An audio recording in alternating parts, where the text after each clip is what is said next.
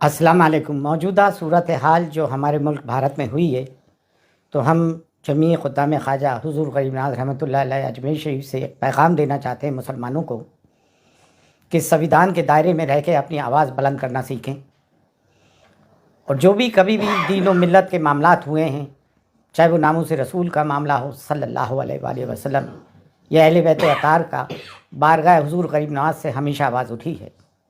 لیکن افسوس جن کا کہ دائرہ سب میں وسیع ہے، درگاہ اور خانقاہوں کا بھارت میں اور بر صغیر میں، یہاں سے خاموشی کیوں ہے؟ نکل کر خانقاہوں سے ادا کر رسم شبیری، اور یہ وقت مسلکی اختلافات کا نہیں ہے۔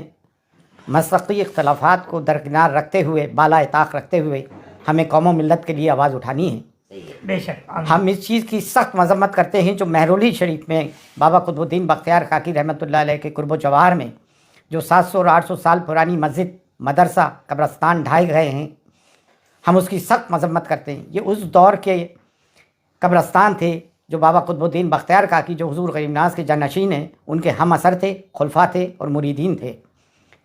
اتراکھنڈ میں جو کچھ ظلم ہوا، 14 فروری کی تاریخ تھی کورٹ کی، اس سے پہلے ہی آ کے نگر نگم نے سب ستیہ ناش کیا۔ باقاعدہ مشین گن چلائی گئی مسلمانوں پہ اور ظلم و مظالم اٹھائے جا رہے ہیں۔ ہمیں وہ UCC برداشت ہی نہیں ہے جو ہماری شریعت میں مداخلت کرتا ہو۔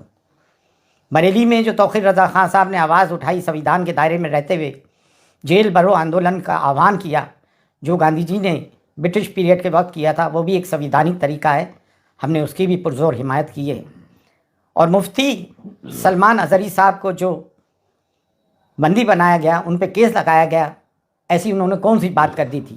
اور ATS کو اس میں حائل کر دیا گیا۔ جب بھی کوئی مسلمان کوئی اپنے حقوق کی آواز اٹھاتا ہے، اپنے پہ ہو رہے ظلم کی آواز اٹھاتا ہے، تو اس کے تار پاکستان سے یا کسی بھی ٹیررسٹ آرگنائزیشن سے جوڑنے کی کوشش کی جاتی ہے۔ صبر کی، سہنشیلتا کی ایک انتہا ہوتی ہے۔ گزشتہ 10 سال سے میڈیا اینٹی اسلام اور اینٹی مسلم اس پر کارمند ہے، لوگوں کے دلوں میں زہر بھر دیا ہے۔ میڈائیول پیریڈ میں تاریخ میں کیا ہوا، ہسٹری میں کیا ہوا، اتہاس میں کیا ہوا، اس کے ذمہ دار ہم قطعی طور سے نہیں، پارٹیشن کے ہم ذمہ دار نہیں، پھر ہمارے پر یہ مظالم اور ظلم کیوں اٹھائے جا رہا ہے؟ ہندوستان میں ڈائیورسٹی ہے، تمام پھولوں کا ایک گلدستہ ہے، صرف ایک گیندے کا پھول ہی کیوں؟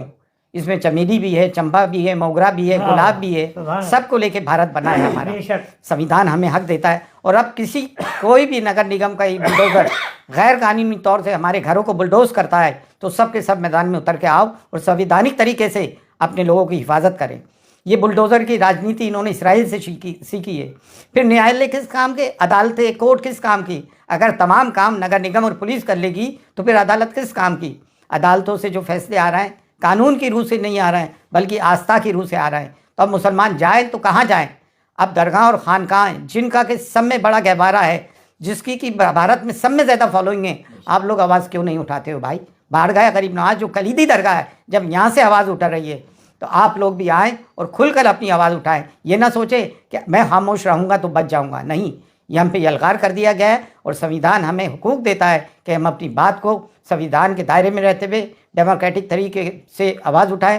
آج حضور غریب نواز کی درگاہ تک بھی بات پہنچ گئی ہے، حضور غریب نواز کی شان میں گستاخیاں ہو رہی ہیں، ہمارے نبی کریم صلی اللہ علیہ وآلہ وسلم کی شان میں گستاخیاں ہو رہی ہیں۔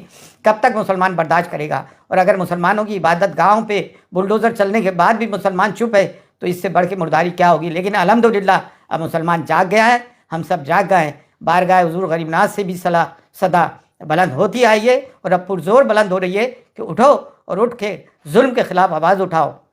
اگر اپنے آپ کو حسینی کہتے ہو اور ظلم کے خلاف آواز بلند نہیں کرتے ہو تو تم کیسے حسینی ہو؟ مسلکی اختلافات اپنی جگہ ہیں، لیکن ملت کی بنیاد پر مسلکی اختلافات کو بالائے طاق رکھو، اور جو لوگ بول رہے ہیں ان کی حمایت کرو، آؤ اور بولو مسلمانوں کے ظلم کے خلاف۔ فی امان اللہ، اللہ حافظ۔